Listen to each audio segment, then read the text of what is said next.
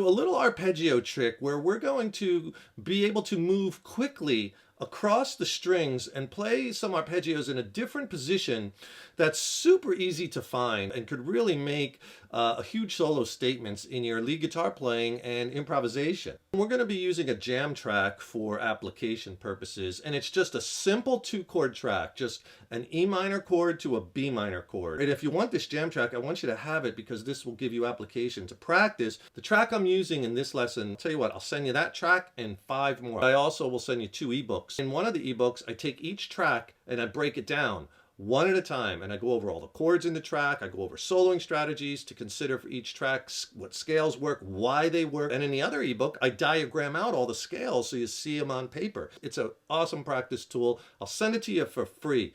6 jam tracks, 2 ebooks, just click on that link below. If you're familiar with my lessons, you know I'm really big on triad-based soloing. Love using the triad, and a lot of times I'm using those minor or major triads. And the minor triad is the root or the 1, the flat 3rd, and the 5th. Now the jam track, remember, we're in the key of E minor. So let's first find the minor triad off of the G string root, and that one will be right here. We have our E note on the 9th fret of the G string. So in the key of E minor, the minor triad would be the E or the 1, the flat 3rd, which would be the G, and the 5th, which would be the B. So if we find those 3 notes, there's our E, this is off our G string root, and this is movable. This is how we're going to kind of move this around. Off of the E note here on the G string at that 9th fret, then there's our G note on the 8th fret on the B string, and our B note is on the 7th fret of the high E string. That's movable by that G string root. So like if I wanted to play that in the key of A minor, just move that root note on that 3rd string to an A note. And our A note on the G string is here at the 14th fret.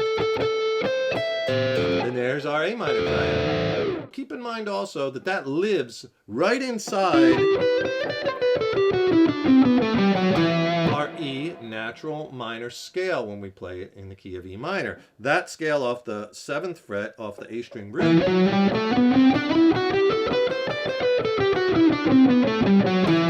So it lives right in that scale. That's really super important because, you know, you just don't want to play triads and arpeggios up and down the neck, up and down the neck. There's nothing melodic about that, right? To make these triads and arpeggios sound good, you have to work them. You have to take them and attach them to licks. You have to take them and bend the notes, slide them around, use vibrato, right? Attach them. Then you're really starting to phrase things together and sound super musical and, you know, play some killer solos, right? You have to take the notes and do musically interesting things with them. Just like this isn't music, just taking a scale and playing it up and down the neck. That's not musical. You got to take those notes and work them and slide around, do things with them, bends, you know, all our lead guitar techniques. So now you know the triad lives in that scale. You know it, we're in the key of E minor here. So here's the little trick. If you take this triad, and if you can imagine with your first finger, now slide it up to the root note on that high E string and play the triad there. Technically that's A minor, but we're going to make it sound E minor. All those notes are still in E natural minor, right? So that's what we're going to play, and we're going to attach it to, I guess you could call that like an E minor 6 sus2 arpeggio because we're on that F sharp. Right, I like that. So basically, why this is valuable is because you could be soloing and using this triad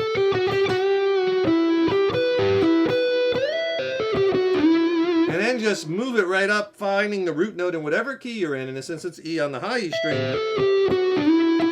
and then you can just attach it to the same shape triad or arpeggio and do something cool with that, right? So we're just kind of moving that shape from here to here, and we're making it work in E minor. And that'll work with any key pretty much for the most part, where you're playing the triad off of the G string root, but you find the next one on the high E string root, right? And you work it like that. Now, this, what I just played here, basically lives right inside this natural minor scale, E natural minor scale, off the low string 12th fret E note.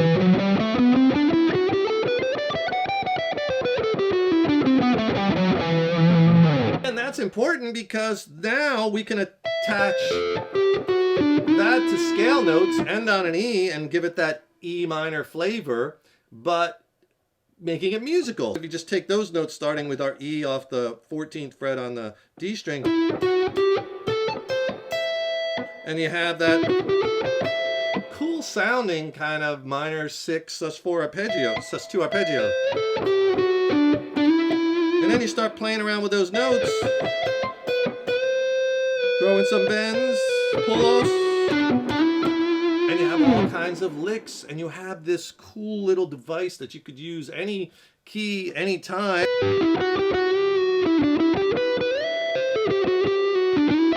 Right? And you could just attach, and now you're moving across the neck, you're attaching your ideas together, you're getting some cool new sounds and playing some things maybe you weren't playing before. Start working those notes with your bends, pull-offs, slides, double, triple up, vibrato.